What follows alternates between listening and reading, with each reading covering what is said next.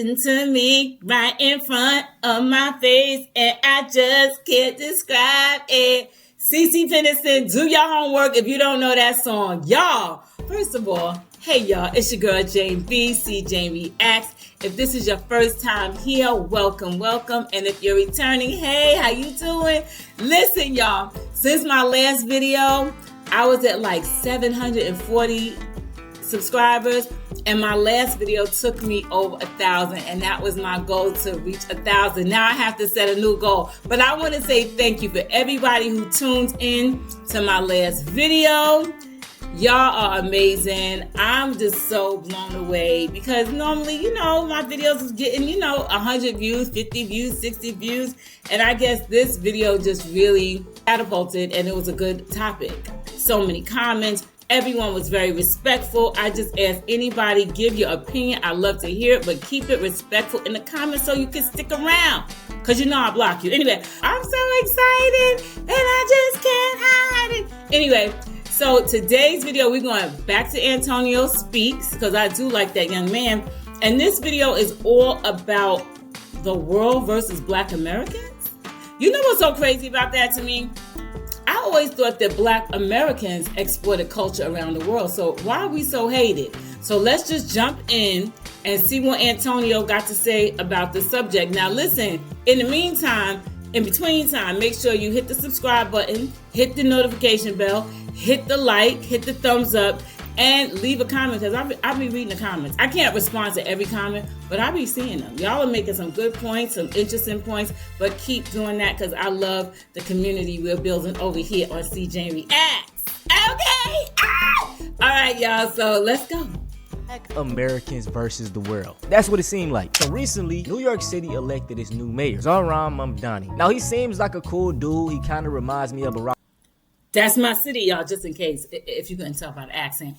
But New York City, my mayor. Let's go. Obama. A lot of billionaires are against him, high-ranking elite people, so that's always a good thing. But during his winning speech, he says something kind of alarming. New York will remain a city of immigrants, a city built by immigrants, powered by immigrants, and as of tonight, led by an immigrant.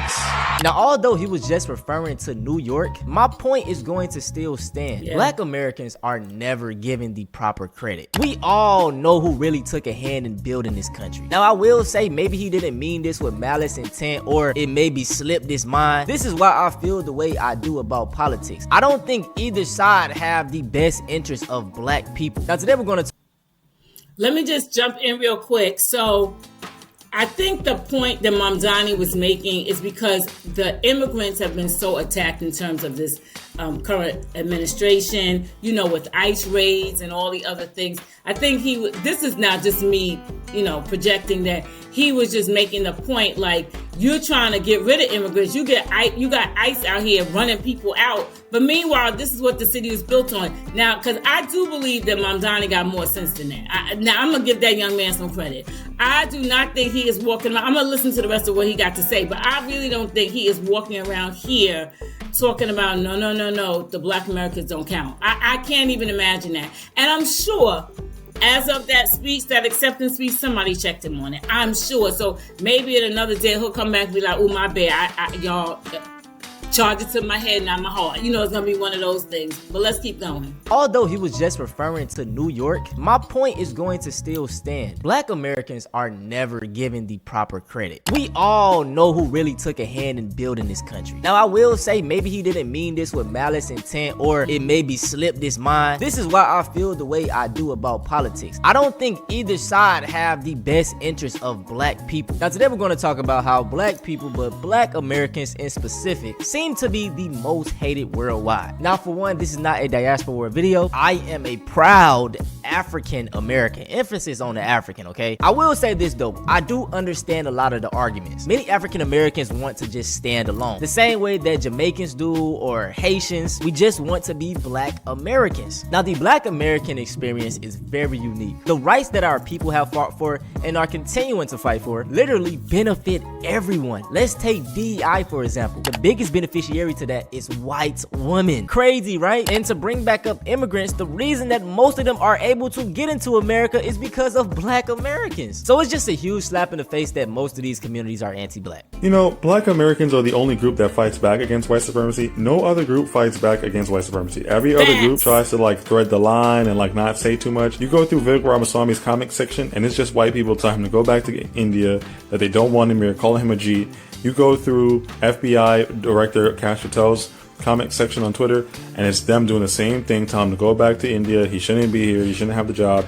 He's DEI.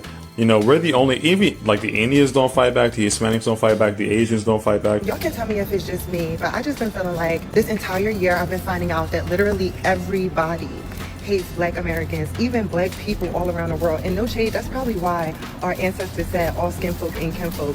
But at the same time, I feel like the way that people feel about us is the way they should actually feel about white people, because we didn't do anything to you. To start off this video, take a look at this screenshot. Why are the Latino numbers so high for Trump? Now, my personal experience with Latinos and Hispanics has been very chill for the most part. I live down south in South Carolina, so I don't experience Hispanics as often. So my experiences may be different from someone living in Texas or California. Can we just discuss the hidden animosity the Latino community has with the Black people, bro? Because to be completely honest, man, you would think that being minorities would band us together. But the essays down in San Diego still acting like the Jim Crow laws are still in effect. They're like, chill. These Houston Mexicans are racist. The Houston Latino people are racist. I'm telling you. Wait, y'all, and then these are the very people who he is kicking out, separating your families, sending you to El Salvador. It's like that proximity to whiteness. If we could just touch the hem of their garments, we gonna be all right. That's how I feel like you're not even getting no extra benefits. You're not even getting no extra benefits just because you rubbing a little bit. They will throw you out and are throwing you out. I will vote for Donald Trump. Remember that? And those very same people getting kicked out.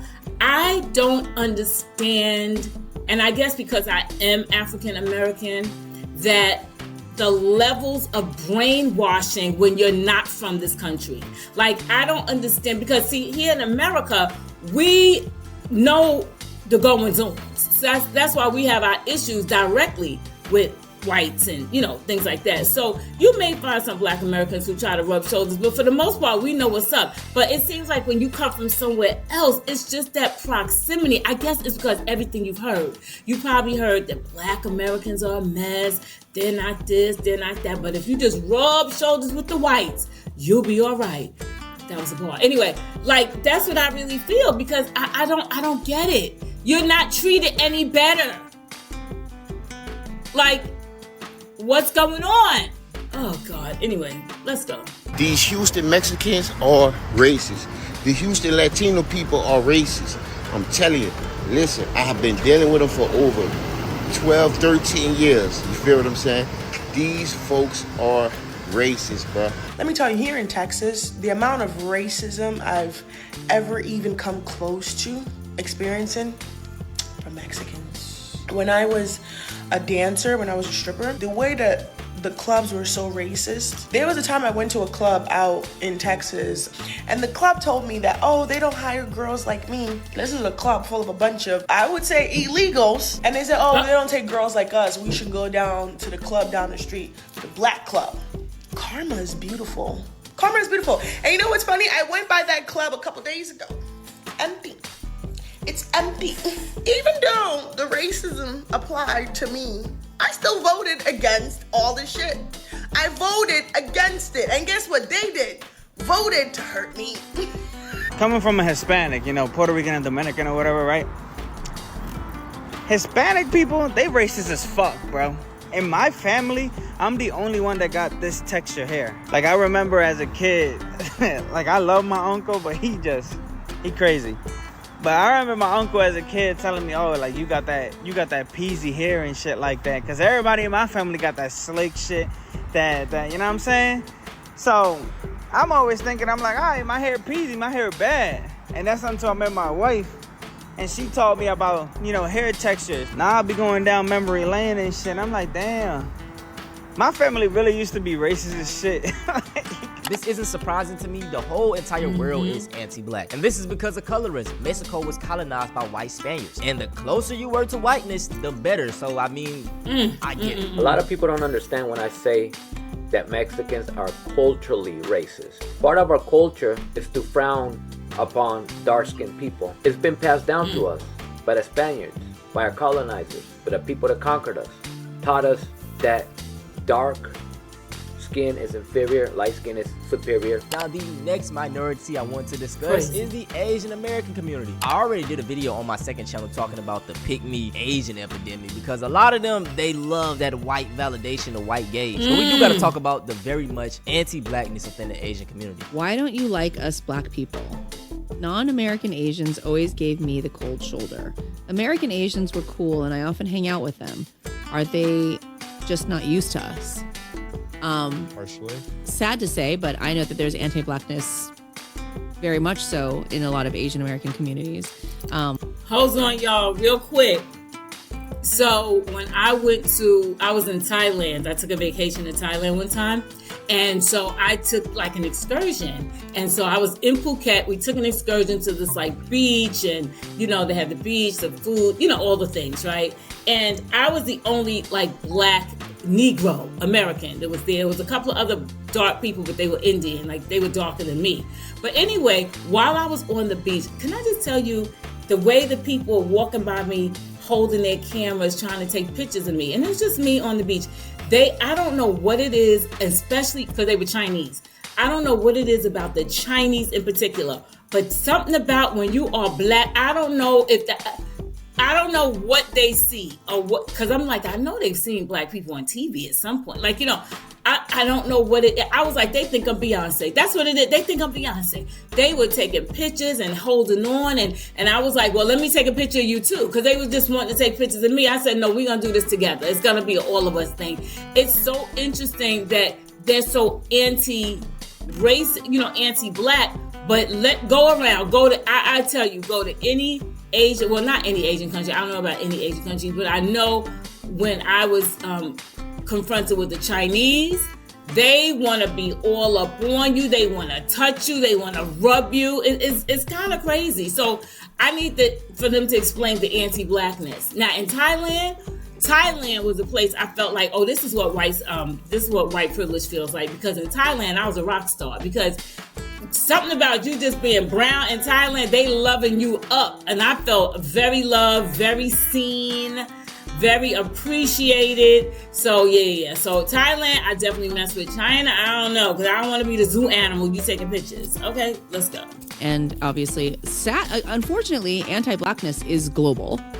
And I think like it's a very long historical answer. Yeah. Some of it has to do with not being used to it. Okay, so colonization happened throughout the whole world when white colonizers took over Asia, Africa, all the other continents. And with that came the belief of anti-blackness that was instilled upon all of these communities.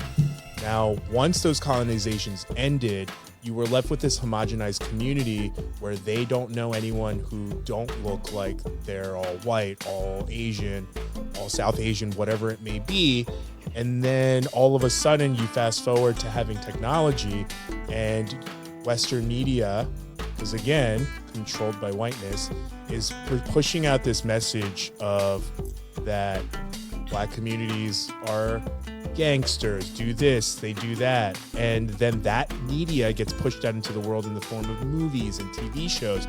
And now you take this homogenized community who has learned anti-blackness through colonization and stuff like that, on top of the fact that it's then mixed with people who are learning about these races for the first time through fictionalized television that is controlled by white media. And then you have this biased look. So when they meet black people for the first time, they're having to reconcile what they have been essentially brainwashed into thinking versus then trying to figure out what that means when they meet you and they're like, but you're not any of these things. This claim, unsupported by facts, is the result of a well-funded misinformation campaign scapegoating Black people for anti-Asian violence. The president, who spread anti-Asian rhetoric that led to the increase in anti-Asian violence, not Black.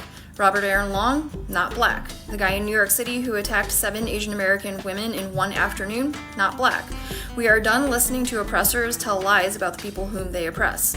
And while Asian Americans did experience the greatest percent increase in hate crimes, do you know who experienced the greatest increase in incidents of hate crime during that same period of time? Black people. The anime community can be pretty racist, and that's not just coming from like Black cosplayers getting comments like, oh, this character isn't Black, but even within the representations of Black or darker skinned people in anime. For example, this. And y'all, we love, Black folk love anime. Folk getting on planes, trains, and automobiles to go to the anime cosplay conferences. And listen, oh yeah, we love that. Could we have a Black-ame? Is there a Black-ame we could do? Or would it even get any credit? Would people even care? Would people even want to be bothered with some Black-ame? Anyway, let's go. Whatever the fuck this is. This.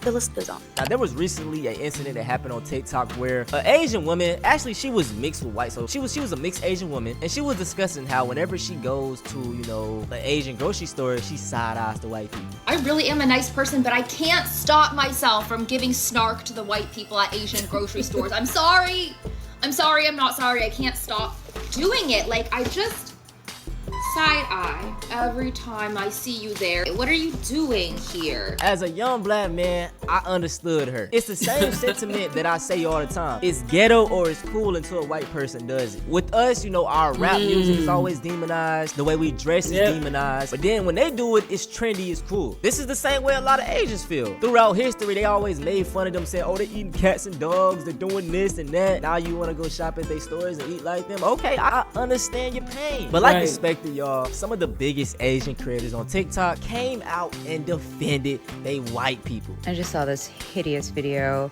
by this Asian American content creator who basically confessed that she side eyes and judges any non-Asian patrons when she goes to whatever version of Asian grocery store she visits. I find this content to be so freaking tone deaf and disgusting. I can't tell if you were just joking, but you should take this down immediately. The thing is, we all are foreigners in other people's spaces too, which means that we all experience feeling like a fish out of water. Now, like I stated, I'm not Asian, and I feel where she was coming from. Seeing those other creative videos kind of enraged me. I'm like, bruh, stop tap dancing for them folks, all right? I stand with H-Mart girl. I stand with side-eyeing white people who come into Asian spaces after spending decades, i.e. my entire childhood, watching them make fun of my food. Some of the big Asian creators who are like piling onto that girl, they be married to white men. They got that white man by making themselves small, bringing him to dim sum, bringing him to the community center,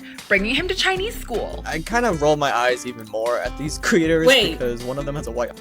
Why is it always an education that have to happen when it comes to white folks and everybody else's community? Now, we all know because it's been just put on us because they're the dominant society in America. So everybody knows about whiteness. Black people know about whiteness. Mexicans know about Asians, know about whiteness.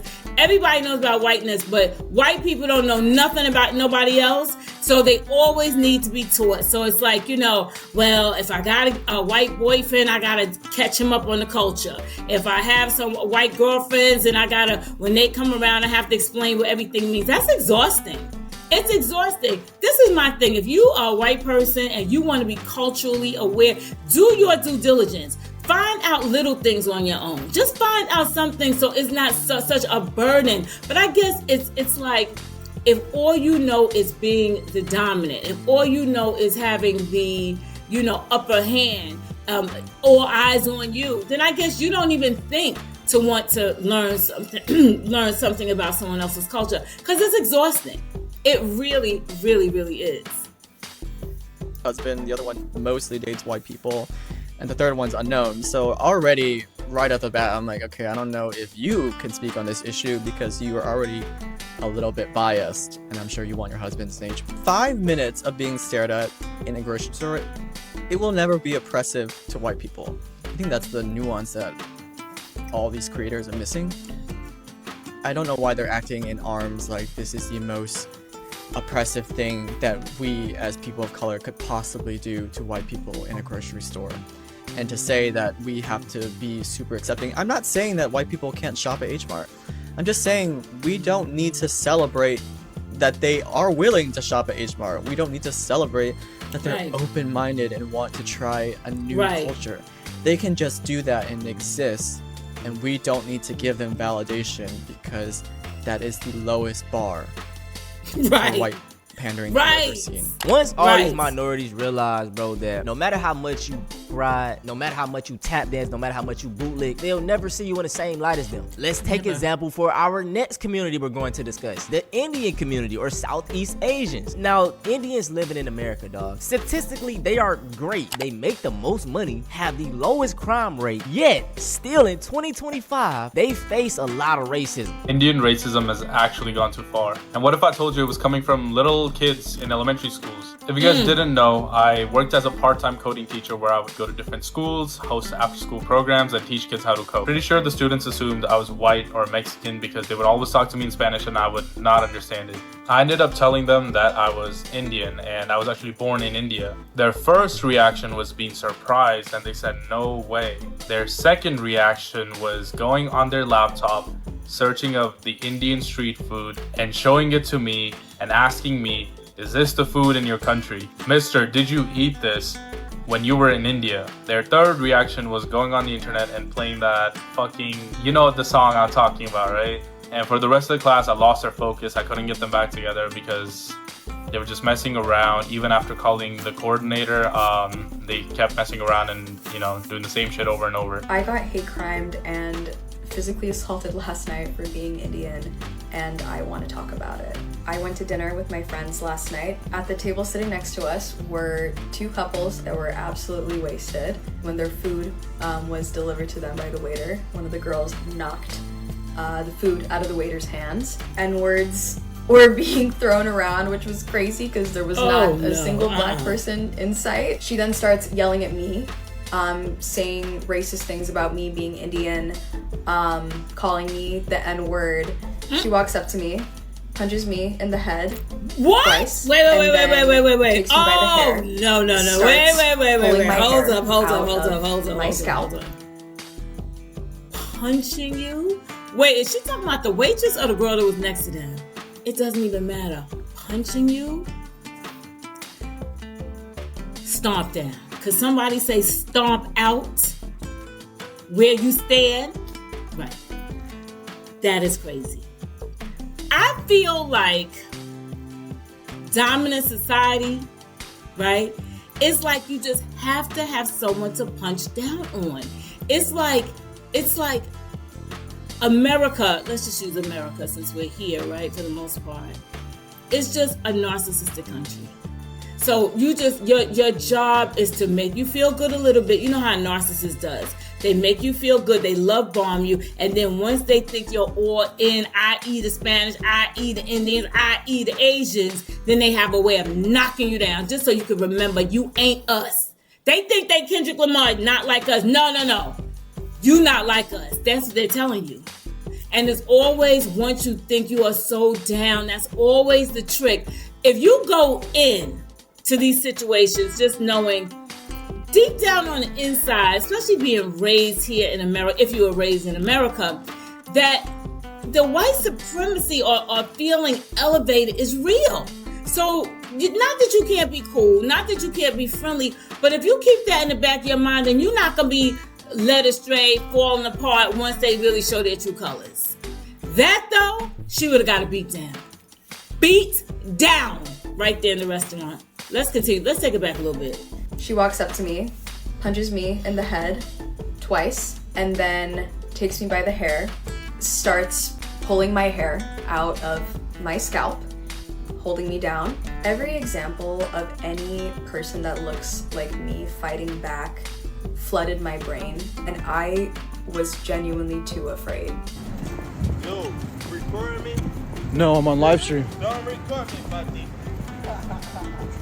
Oh, fucking hell. Right next to black people, Indians get the worst racism in my opinion. Most Indians have darker skin. I've seen Indians the same color as me or like even darker than me. So because anti-blackness is so global and colorism is global, the racism towards Indians is rampant. Now with this being the case, I feel like Indians and black people should be closer or tight-knit, but that's not the case. So whether this is within the country of India, or whether this is when Indian people immigrate to any part of the world, whether it be on the African continent, in North America, South America, wherever. And again, I'm not saying every single Indian person, but I'm talking about Indian people generally, our society, our culture, the belief systems that Indian people hold, etc. Indian people are extremely, extremely racist, especially towards black people. So what's your name? Anand, can I see your ID or something? No, I mean, you can call the police or I can call the police. Can I see your ID? Yeah. Sir. Let me see your ID. Yeah. Take out your ID and I'll take out my ID. Let me take out your ID and I'm gonna take out my ID. Okay, let's, can you get my phone? I'm not. No, let's call the police. I'm not taking out nothing. Give me your phone, let's call the police. I'm in my own neighborhood where I live at, working in my neighborhood by my house, and I have this man asking me, do I live here? Yes. And what's your name? Dude, I'm gonna start a civil lawsuit right now. That's what I'm gonna do. Absolutely. You gotta do it, man. But I want What's your name, man? Because I'm working in the neighborhood where I live at, and I'm getting harassed. No, wait. He's unnecessarily playing us. But we took my car for the glass. Yes. Bring my phone. I don't have my phone. Get my phone. Come with me and get the I will. Get my phone. Because this guy will escape us otherwise. Get my phone. He'll escape. Yes. Get my phone now, please. I can't. You see this man right here? I'm gonna keep him a distance back. He's steady walking up on me like this. Y'all see this? Yep. I know that this is not Now, as far as I know about the limited knowledge I know about India, you know, they have the caste systems, and what happens is a lot. I'm gonna assume this because the people in the lower caste are extremely poor, right? But the ones who probably come here or leave India are people who are on the higher tier, but then they come here and experience racism anyway. So I guess if they're bringing that attitude, y'all help me. And now if y'all know about the Indian community and how it works, y'all let me know. But I think the ones that come here are the ones that were part of the upper echelon. What's your name, ma'am? Because I'm walking in the neighborhood where I live at, and I'm getting harassed. No, wait. He's unnecessarily playing us. But we took my car for the glass. Yes. Bring my phone. I don't have my phone. Get my phone. Come with me and get the I will. Get my phone. Because this guy will escape us otherwise. Get my phone. Get my phone. Come with me. Yes. Get my phone now, please. You see this man right here? I'm gonna keep him a distance back. He's steady walking up on me like this. Y'all see this? Yep. I know that this is not your house. This is not my house, but I live in this neighborhood. You don't got it. Listen, You don't live in this neighborhood. You don't know where I live at, sir. You can't show me where I live at, and I'm not gonna pull out my ID and show you where I live at. I know you live right here, and I live in this neighborhood. You have a blessed day, sir. No, you have a blessed day, sir. But I won't out where you got, bitch. You got me up. Sitting here, going into a party, asking if you Please punch her. You been staring at me. Your fake ass eyelash. I don't get out of my face. What? Oh no. Also, as of recently, Twitter had a new update. You can now see the country that these Twitter accounts are from. And guess what? Some of the biggest / white supremacy pages were from non-white people. MAGA is freaking out right now because Twitter, which prefers to identify as X, released this new feature in which you could actually see the country of origin of an account. And it's now being revealed that a lot of these MAGA accounts out there with hundreds of thousands of followers that have a big influence online are actually based in other countries. The way my jaw stayed in place. So I could literally go through like 1,000 of these accounts, but I'll show you just a few. Like this account, America First Verified. Well, turns out this account is based in Bangladesh. How about America Man, based in Indonesia? What about MAGA Nadine over here? Oh, it's probably some dude based in Morocco. Okay, Mary Tiles, Texas, you sure post a lot of pro-MAGA stuff online. Oh wait, you're from Russia? Interesting. Like I said, I could keep going and going. Nigeria. This is a major account that always gets Elon Musk's attention. This is based in India. This Ivanka Trump fan account based in Nigeria. This big MAGA account is based in Papua New Guinea. This one's from Serbia. Ultra MAGA Trump 2028, Nigeria. Dark MAGA Coin, Thailand. The MAGA Beacon, South Asia. MAGA Nation, Eastern Europe. Aaron Trump News, Eastern Europe. Like, these pages are really part of the propaganda of why a lot of people feel the way they feel about black people. And with me seeing these accounts from Nigeria, it's like, damn, even other black people hate on black Americans. No one, and I mean no one, does anti-blackness better than a black immigrant or like a black person from the Caribbean or a black person from Africa or wherever else in the world She ain't lying. that doesn't like African Americans. No one. And it's not even funny anymore. I'm legit concerned because they be the greatest coons. Like, they'll say the most out-of-pocket, outlandish stereotypes or negative thing about African Americans, and I have to think to myself, where did this come from? Who told you this? And can we just talk about people who are black, from like black immigrants to America? Let me tell you, all of that, what she talking about, that's only gonna last the first generation and the second generation. Because by the time the third and fourth generation come around, they're gonna be so American and they're gonna experience everything black Americans experience, and then they're gonna come back and let you know. So get it in now, get it in with that first gen, that second gen, because after that, it's a wrap, okay? Let's go.